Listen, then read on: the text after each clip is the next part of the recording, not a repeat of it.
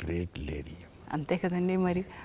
So cinema ఒక ప్రస్థానం అయితే దత్ గారు, మీరు ఏ రోజు కూడా అనుకున్నది మాట్లాడడానికి, ఎప్పుడు సినిమా ఇండస్ట్రీలో సభల్లో మాట్లాడి ఇంటర్వ్యూల్లో గట్టిగా మాట్లాడేటువంటి మేము ఇంతవరకు తీరు వినలేదు మీ దగ్గర నుంచి. కానీ రాజకీయాల్లో, అటు ప్రత్యక్ష రాజకీయాల్లో పోటీ చేసిన, ఈ మధ్య రాజకీయాలకి పరోక్షంగా సపోర్ట్ చేసిన, బలంగా మీ వాదనని వినిపించారు.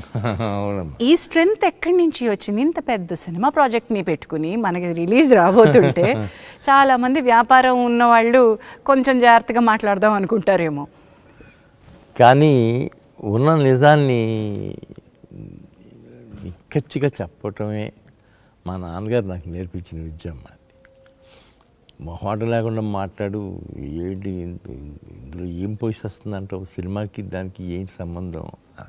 జగన్మోహన్ రెడ్డి గారి విషయంలో మాత్రం నేను ఎక్కడ డిఫర్ అవ్వలేదమ్మా. ముందు ఆయన చాలా ఫ్రెండ్లీగానే ఉండేవారు. మా రెండో అమ్మాయి పెళ్ళికి వచ్చారు ఆయన. చంద్రబాబు గారిని జైల్లో పెట్టిన రోజున మాత్రం అక్కడికి వెళ్ళి చాలా ఎమోషనల్గా మాట్లాడాను. 160 సీట్లు పైన వస్తాయి చంద్రబాబు గారికి. ఈసారి ఖచ్చితంగా ఆయన సీఎం అవ్వబోతున్నాడు. ఆ లెవెల్కి వెళ్ళి మాట్లాడిన సందర్భం కూడా. Nothing wrong. మీరు పార్టీకి నిలబడ్డారు, పార్టీకి తరపున పోటీ చేశారు. వీఆర్ మొదటి నుంచి కూడా మీరు పార్టీ సింపథైజర్గా ఉన్నారు, పార్టీలో యాక్టివ్ రోల్ చేశారు. సో అక్కడ కాక ఇంకెక్కడ మాట్లాడతారు. So hats off to your. అంటే నిజానికి నిజం ఎప్పుడూ బరువుగా ఉంటుందంటండి, సైలెంట్గా ఉంటుందంట, బలంగా నిలబడుతుందంట.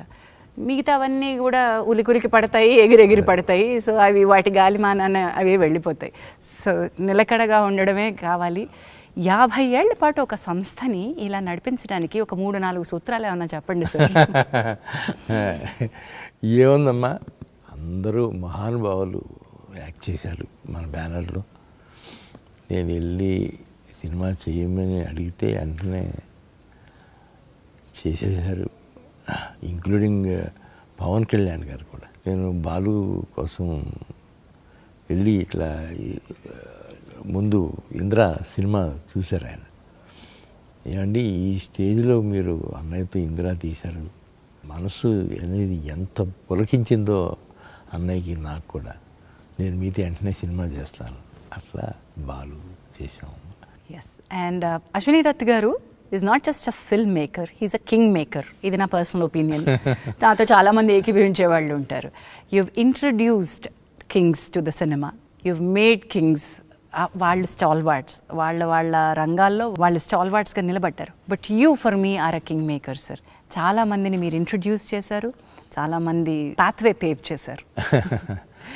నేను ఏదో చేశానని నేను ఎప్పుడు ఏం ఫీల్ అవనమ్మా. కాకపోతే నేను తీసిన 50-60 సినిమాల్లోనూ ఇలాంటి